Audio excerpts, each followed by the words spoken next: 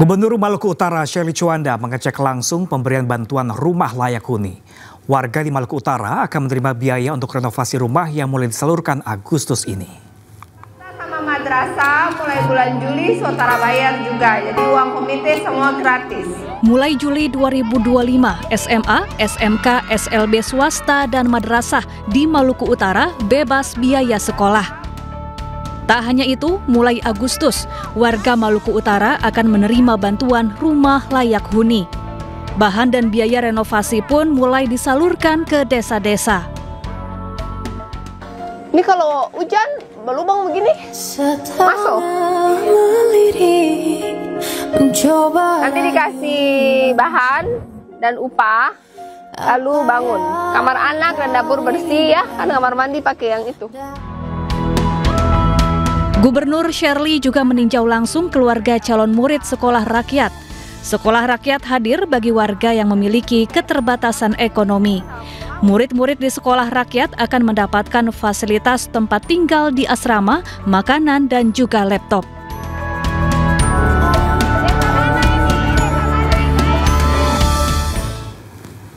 Sementara itu, Menteri Sosial Saifullah Yusuf meninjau pembukaan sekolah rakyat di Gresik, Jawa Timur. Kunjungan merupakan bagian dari rangkaian pemantauan atas peluncuran 37 titik sekolah rakyat tambahan di seluruh Indonesia. Menteri Sosial Saifullah Yusuf meninjau pembukaan sekolah rakyat menengah atas atau SRMA 37 Gresik di UPT SMPN 30 Gresik, Jawa Timur. Kunjungan ini merupakan bagian dari rangkaian pemantauan atas peluncuran 37 titik sekolah rakyat tambahan di seluruh Indonesia. Masa pengenalan lingkungan sekolah di SRMA 37 Gresik diawali dengan pemeriksaan kesehatan. Sekolah rakyat di berbagai daerah bisa berjalan lancar atas dukungan semua pihak, termasuk di Kabupaten Gresik.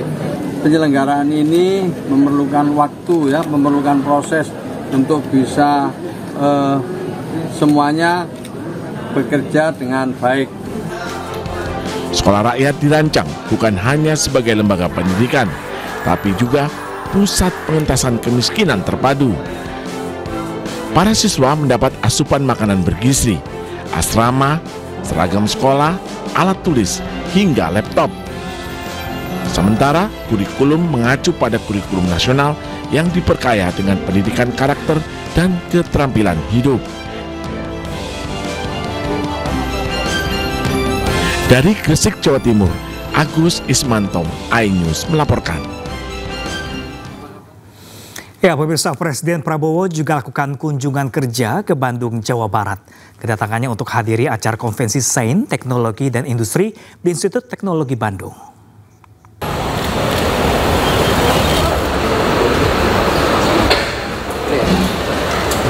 Presiden Prabowo Subianto berangkat ke Bandung dengan naik kereta cepat Wush. Presiden Prabowo berangkat melalui stasiun Halim Perdana Kusuma, Jakarta, Rabu malam. Presiden naik Wush di gerbong VIP kereta Wush nomor G1057. Perjalanan ke Bandung ditempuh sekitar 45 menit. Yang kami hormati, selanjutnya marilah kita simak. Di Bandung, Presiden Prabowo menyampaikan arahan untuk para ilmuwan, akademisi hingga pelaku industri dalam KSTI di Institut Teknologi Bandung. Dalam pertemuan yang berlangsung tertutup, Presiden Prabowo mengajak seluruh ilmuwan tanah air untuk bahu-membahu dalam memajukan riset industri nasional demi mensejahterakan bangsa Indonesia.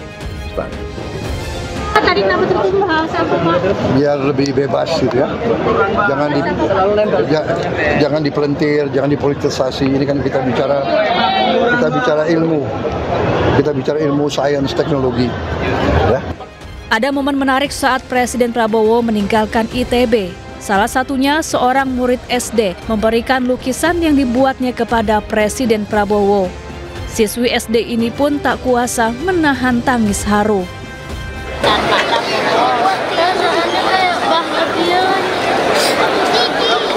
Tadi ikut bahagia juga sih, ini juga terharu, jadi kayak pengen nangis juga gitu. Ternyata Pak Prabowo mah ya maulah gitu menerima karya anak saya gitu. Usai menghadiri acara di ITB, Presiden Prabowo kembali ke Jakarta menggunakan kereta cepat Wush. Kepulangan Presiden didampingi Mensesnek, Seskap, dan Menteri Investasi dan Hilirisasi. Sesampainya di Jakarta, Presiden Prabowo disambut antusias warga. Presiden pun menyempatkan diri untuk menyapa warga. Tim Liputan iNews melaporkan. Selain musik pemirsa, ternyata memutar suara alam dan kicau burung tetap wajib bayar royalti. Lembaga Manajemen Kolektif Nasional jelaskan, produsen fonogram punya hak ekonomi yang dilindungi undang-undang.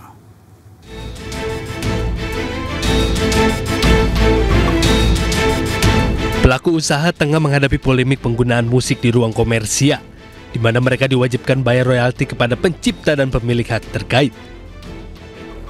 Terkait hal tersebut, kini banyak pelaku usaha yang memilih memutar suara alam sebagai alternatif karena takut dikenakan pungutan royalti saat memutar lagu-lagu milik musisi Indonesia.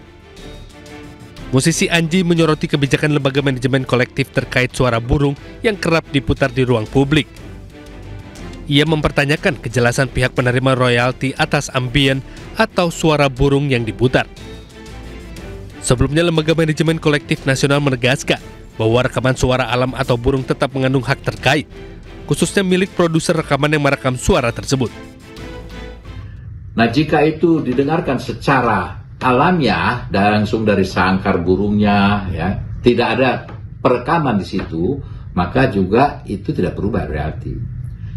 Tetapi bila mana ada fiksasi musik di situ, ya, yaitu fiksasi itu mengacu kepada merekam karya musik yang bisa dilihat dan didengar. Nah, jika ada fiksasi, maka di dalam sebuah karya rekam itu ada perlindungan hukum. Nah, siapa-siapa yang punya hak di situ? Yang punya hak itu adalah pencipta atau pemegang hak cipta. Sementara itu, meskipun suara itu bukan musik yang diciptakan komposer, namun jika bentuknya adalah rekaman fonogram yang diproduksi oleh seseorang atau perusahaan, maka tetap masuk dalam ruang lingkung perlindungan hak terkait.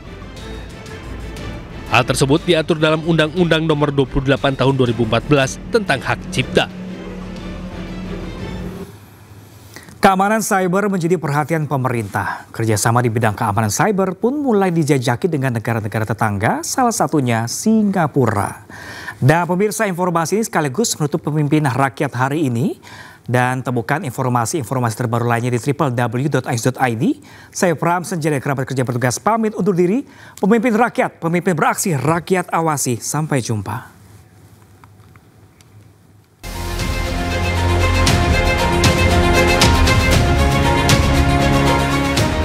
Pembicaraan terkait kerjasama keamanan cyber terjadi saat pertemuan antara Menteri Pertahanan RI Safri Samsudin dengan Menteri Pertahanan Singapura Chan Chun Sing.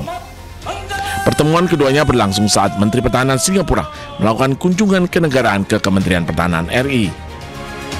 Selain kerjasama di bidang keamanan cyber, kedua menteri ini membahas terkait peningkatan pelatihan bersama dan latihan gabungan antar angkatan bersenjata. Hubungan militer antar kedua negara pun dipererat.